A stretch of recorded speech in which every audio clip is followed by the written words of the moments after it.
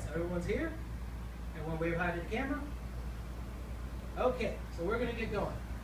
As you all know, my name is Eric Little, and today I'm going to be talking to you about internet privacy. Now, do you know that internet privacy is one of the fastest growing issues in the world? Now, myself, like many people, frequently use the internet pretty much on a daily basis. I have a lot of my information out on social networking websites like Facebook, Twitter, as a lot of you do. And so for this topic, I've done actually a lot of extensive research, and I think you guys are going to find my findings pretty interesting. So, to take us through my findings, I will, A, show that many people in the general public do not pay close enough attention to their internet privacy.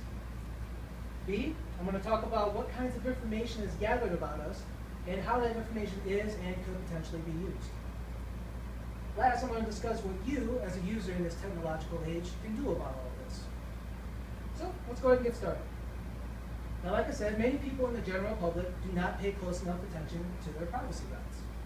I know whenever I see screens such as these, I pretty much ignore them and just look for the agree button and click. Now, a lot of people, if you're like me, you pretty much do this. So, if you are like me, apparently we're not alone.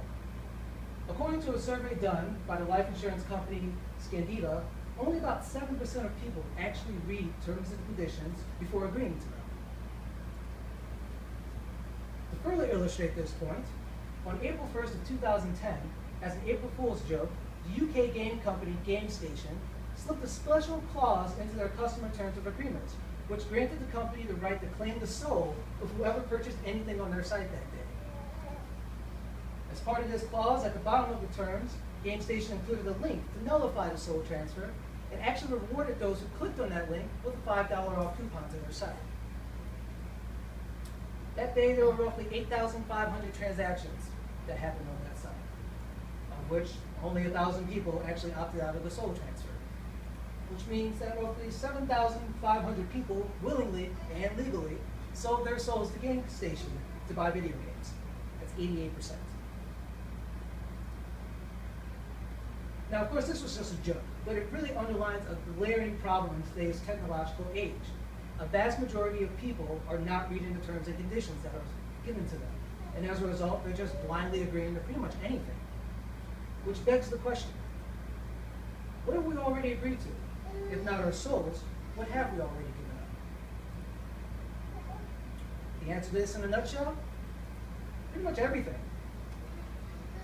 Of course, sites like Facebook, Google, and YouTube, etc., all technically don't cost us any money to use, but there is a cost in using their websites.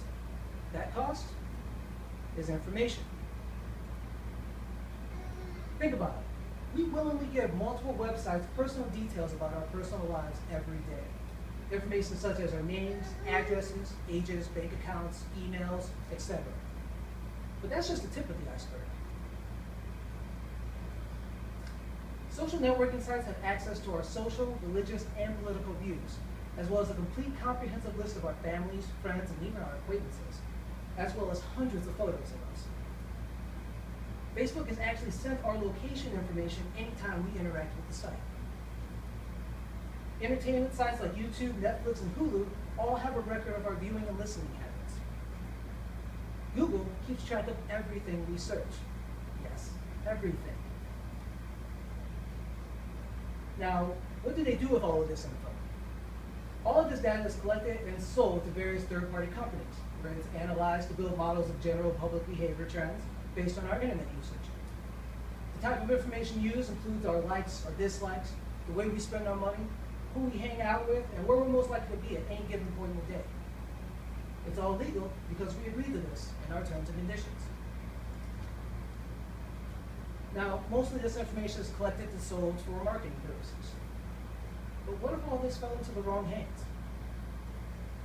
The government also has the potential to access this information, which is a fact that is stated in most terms and conditions agreements. For now, there is a set of checks and balances dictating what the government can use, but terms and conditions are frequently updated, and most times users aren't notified when this happens. So, if no one's paying attention, what's to stop the government from ever changing this? Believe it or not, this is already starting to happen. This strapping young man is Lee Van Bryant, He's a 27-year-old UK resident that planned to visit the United States back in 2012. Now, before coming out here, he sent this tweet to one of his friends. Hey, whoever, free this week for a quick gossip/prep before I go and destroy America. Kisses. Now, obviously, we know this is a joke. However, when Lee arrived here, 28 days later, he was immediately detained by armed guards, handcuffs, and kept in a holding cell along with other criminals. Over the next 12 hours, he was repeatedly questioned about his tweet and its meaning for hours on end. Ultimately, after searching through his things and they didn't find anything, they pretty much declined his entry into the United States and forced him to fly back home. And this was all just because of a tweet. Now, there are more stories about the government's misuse of our internet habits, but I don't have time to go over it here, unfortunately. Suffice it to say that this is an issue we need to be paying more attention to. So now we know about this, what can we do about it, and how do we stop this from becoming a bigger problem? So here's some things we can do.